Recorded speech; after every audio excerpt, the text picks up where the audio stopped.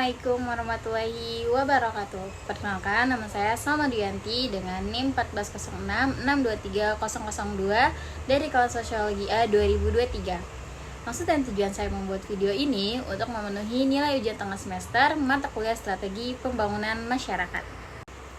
Dalam video ini, saya akan menganalisis kebijakan makan siang gratis. Sebelumnya, kalian tahu gak sih kalau kebijakan makan siang gratis ini menjadi salah satu wacana publik yang hangat diperbincangkan.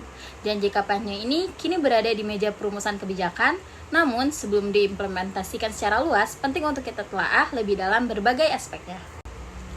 Dalam aspek yang pertama, yaitu ekonomi. Kebijakan makan siang gratis memiliki implikasi ekonomi yang kompleks, menjadikan potensi manfaat jangka panjang melalui peningkatan gizi dan kesehatan siswa yang diharapkan berujung pada peningkatan kualitas sumber daya manusia dan prestasi akademik.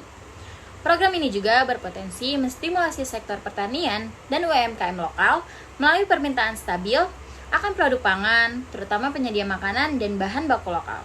Namun, implementasinya menghadirkan tantangan ekonomi yang signifikan, terutama terkait anggaran pemerintah yang besar, kebutuhan efisiensi dan efektivitas pelaksanaan, kompleksitas distribusi dan logistik, serta jaminan kualitas dan standar gizi makanan.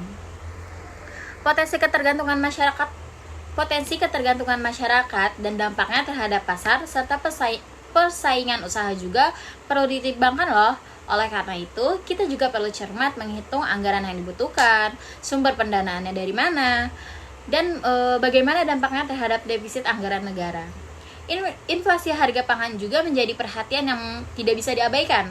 Analisis ekonomi yang mendalam dan perencanaan yang matang sangat krusial untuk memastikan bahwa manfaat ekonomi jangka panjang dari kebijakan ini dapat direalisasikan secara berkelanjutan tanpa membebani APBN secara berlebihan atau menimbulkan dampak negatif pada sektor ekonomi lainnya.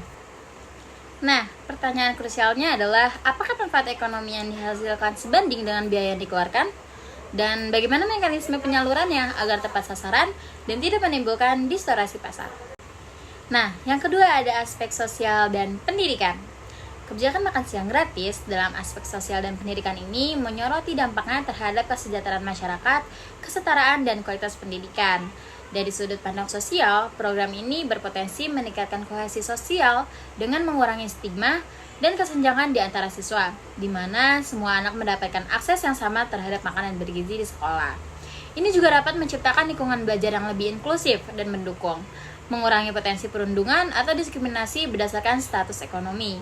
Selain itu juga, program ini dapat memperkuat peran sekolah sebagai pusat kesejahteraan komunitas yang tidak hanya fokus pada akademis, tetapi juga pada pemenuhan kebutuhan dasar siswa.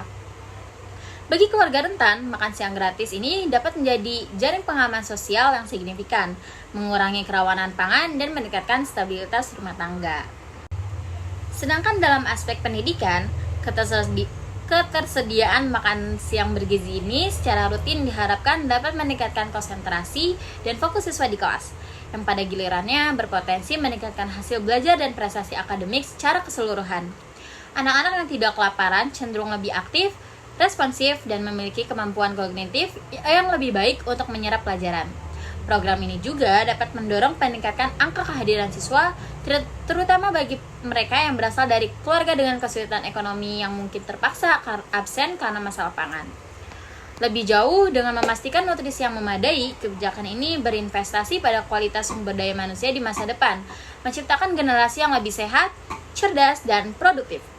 Namun, keberhasilan aspek sosial dan pendidikan ini sangat bergantung pada kualitas makanan yang disediakan, implementasi yang merata dan inklusif, serta integrasi program dengan upaya pendidikan dan kesejahteraan siswa secara keseluruhan.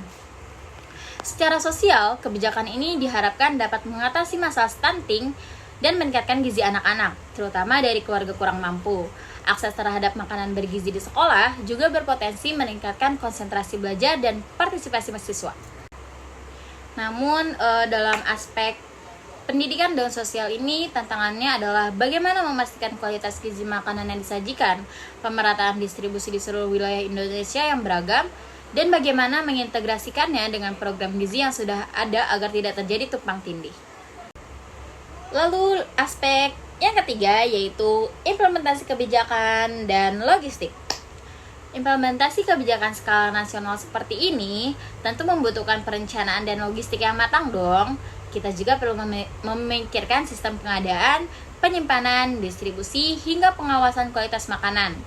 Keterlibatan pemerintah daerah, sekolah, dan partisipasi masyarakat akan menjadi kunci keberhasilan.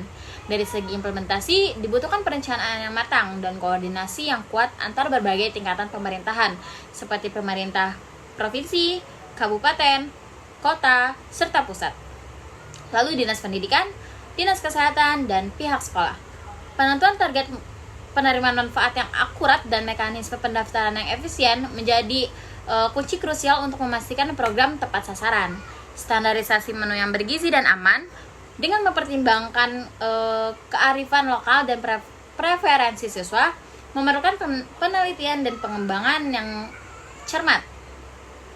Pengawasan kualitas makanan di setiap tahap, mulai dari pengadaan bahan baku hingga penyajian, harus dilakukan secara ketat untuk mencegah risiko kesehatan. Selain itu juga mekanisme pelaporan dan evaluasi yang transparan dan akuntabel diperlukan untuk memantau efektivitas program dan mengidentifikasi area yang perlu diperbaiki. Sedangkan dari aspek logistik, tantangan terbesarnya adalah menyediakan dan mendistribusikan jutaan porsi makanan setiap hari ke ribuan sekolah di seluruh Indonesia, termasuk wilayah dengan geografis yang sulit dijangkau.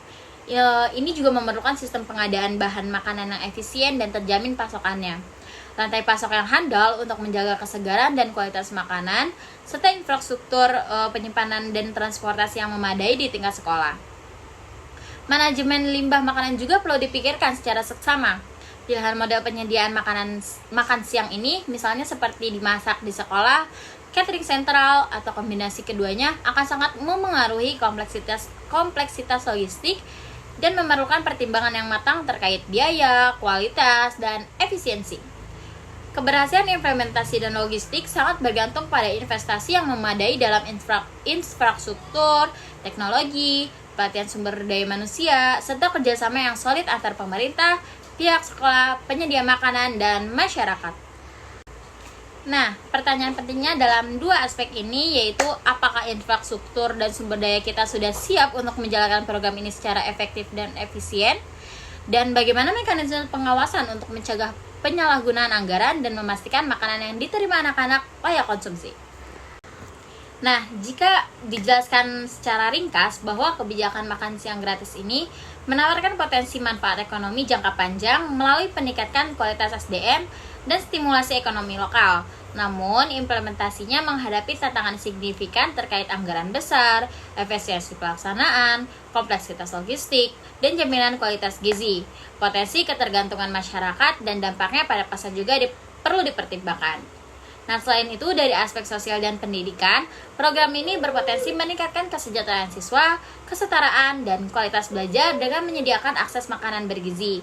Namun, keberhasilannya bergantung pada kualitas makanan, pemerataan distribusi, dan integrasi dengan program gizi yang sudah ada. Lalu dari aspek implementasi kebijakan skala nasional ini juga memerlukan perencanaan matang dan koordinasi kuat antar berbagai tingkatan pemerintahan serta pihak terkait.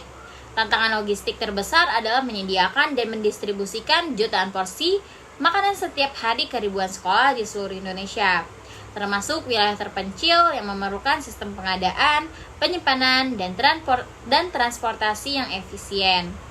Keberhasilan implementasi sangat bergantung pada investasi infrastruktur, teknologi, pelatihan SDM, serta kerjasama yang solid antar pemerintah, sekolah, penyedia makanan, dan masyarakat untuk memastikan program tepat sasaran, berkualitas, dan berkelanjutan.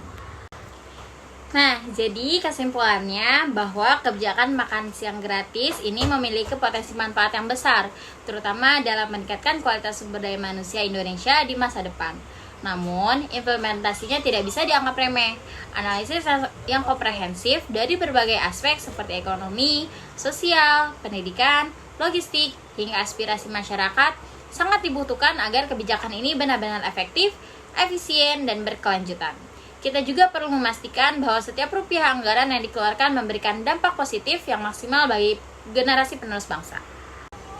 Mari kita kawal bersama perumusan dan implementasi kebijakan ini demi masa depan Indonesia yang lebih baik.